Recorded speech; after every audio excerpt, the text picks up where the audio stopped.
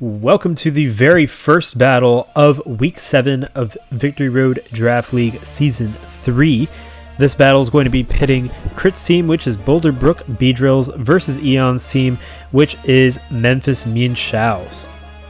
As a reminder, the Mega Pokemon available in this battle is Mega Beedrill on Boulder, Brook, Beedrills, and then we have Z Any Talonflame on Memphis, Mienshaos. So we have a Sun team here that looks quite slow. We might see another Trick Room coming from Crit.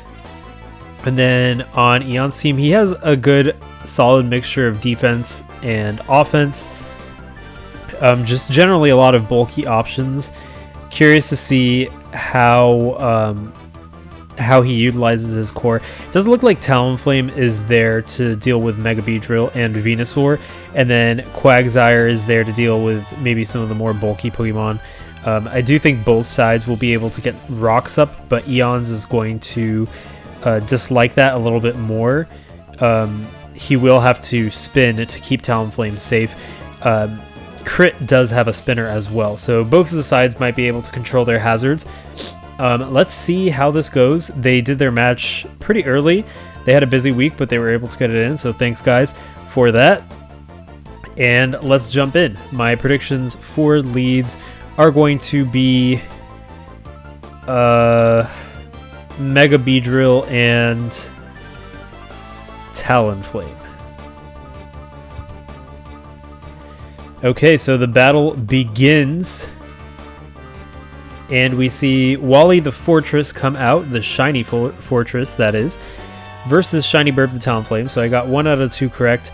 Talonflame is pretty threatening to Wally, but it looks like it switches out, actually. And Ethernet Adapter comes in. Wally going for the Volt Switch, activating Motor Drive, which is going to increase the speed of Electivire. I'm really interested as to why Fortress stayed in. Maybe it has an Oka Berry, but yeah, I was surprised that it stayed in. I thought we would have seen Flare Blitz.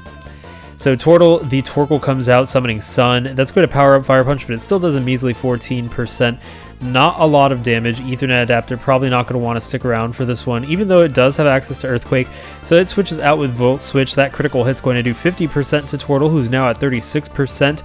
And in comes Shuriken times 3, the Starmie. Tortle goes for the Fire Blast. It's going to do a whopping 62%. It is a Life Orb Torkoal. Even resisted Starmie took such big damage from that Fire Blast. Stab, Sun, and Life Orb boosting a really strong attack. So impressive. Moon that shines is going to come in, though. The Umbreon Shuriken goes for that Surf. It's going to do 9%. The Sun weakening in. This is probably especially defensive Umbreon. It looks like it actually does not have leftovers, surprisingly. But still, it's very comfortable versus Starmie. So Starmie does switch out into Smiley Face the Chansey. And there's that Wish going up for Umbreon. I would assume that Torkoal is going to receive the Wish. Will Chansey call out that switch into Torkoal with the Seismic Toss? So Torkoal does indeed come in to receive that Wish. And Chansey goes for the Stealth Rock instead, setting up the Stealth Rock so Torkoal will be safe and receive that Wish. Actually the Sun runs out, so it won't get that boost to its Fire Blast. So Chansey is probably a little comfortable right now. It does go for that Seismic Toss, dealing 36%. And Torkoal actually goes for the Superpower. That's going to do 45% on Chansey. Pretty big chunk. But it does feel the ramifications from that Superpower, the attack and defense drop. So Wally comes in instead, now at 88%. Chansey at 55%, sets that Wish up. It can receive its own Wish or send the Wish to something else. What will the answer be is the question.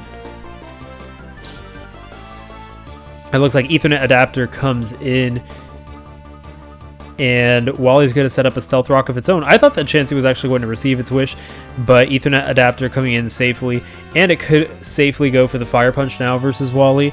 We do know that it has Fire Punch. It's actually Cross Chop that Ethernet Adapter goes for, maybe calling out the switch into a different Pokemon. And there's a counter from Wally. Interesting. That's going to do 45% to Ethernet Adapter. That Cross Chop didn't do that much. Fire Punch countered back definitely would have killed Ethernet Adapter. So just to Fetus, the Uxie comes in instead. And we see the Volt Switch. It's going to do 12% to Uxie, very bulky Pokemon. Ethernet adapter switching out into Hella Disjointio, the Doublade. Doublade looking really threatening right now. It can get a Swords Dance up. That's exactly what it does. It goes for the Swords Dance. And Uxie sets up a Trick Room. That versus Doublade, that could be very, very dangerous. Moon that shines, the Umbreon comes in.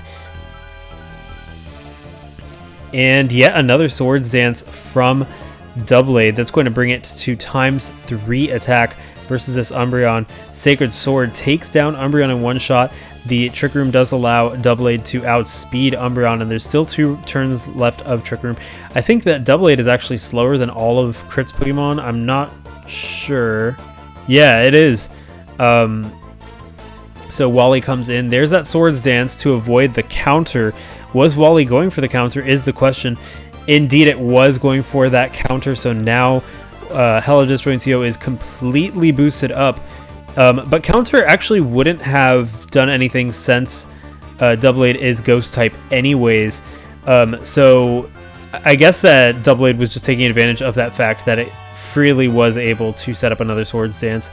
So the Pursuit hits Wally, taking it down to 53%, 59 after leftovers. The Sacred Sword might be enough to take it out at this point. And we see that Sacred Sword, it does take out Wally. The score is now 4-6. And with its attack maxed out, Doublade's looking really scary. The big question is, does it have Shadow Sneak? I'm going to wager that it does. Tortle is at 25%. It's actually slower than Doublade. And Hella Disjointio actually goes for the Shadow Sneak, taking out Tortle. I don't know if anything could take a Shadow Sneak on Crit's team at this point. So that sun is still up. And just to feed us, the Uxie comes in. A Shadow Sneak will most likely be enough to take it down. And indeed, we see the Shadow Sneak. It does take down Uxie. Score is now 2-6, and it's looking pretty grim for Crit.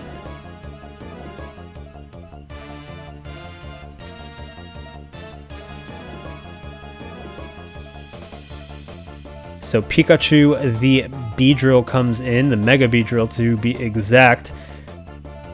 Mega Beedrill evolves, Mega evolves. And another Shadow Sneak takes down Mega Beedrill. Has a rather low defense stat, and with that maxed out attack, Hella Disjointio is doing quite a bit. And the last Pokemon on Crit's team is Venusaur. It does have the sun to its advantage. If it could survive a Shadow Sneak, it could start turning things around. However, it's likely not a defensive Venusaur. And the Shadow Sneak hits Gerald, the Venusaur, and takes it down. And that is the match. It's a 6-0 victory for Eons and Memphis Mienshaos over Crit and Boulder Brook Beedrills. I think that the fatal flaw was setting up that Trick Room for against Doublade. Doublade is a menace in Trick Room. It is very anti-Trick Room. So, yeah, that was pretty tough for Crit to deal with. After Trick Room, Umbreon Foul Play might have been enough to take down Doublade, but at that point, I think Umbreon was already fainted. So Eons definitely used that to his advantage. It was pretty even before that. They were both giving each other, like, there's a back and forth between them both, but the Trick Room really turned things around. So maybe if Torkoal came in, actually, but I don't think it was safe because it was at low HP and vulnerable to Shadow Sneak, so that's probably why Torkoal didn't come in during the Trick Room. But yeah, so we see Doublade getting onto the MVP rankings, and Eons is going to advance with that win. Crit, definitely a great player, so I think that he'll definitely be able to rebound. I'm curious to see him try out his rain strategy as well in the future. Eons, I believe this puts him at 4-3.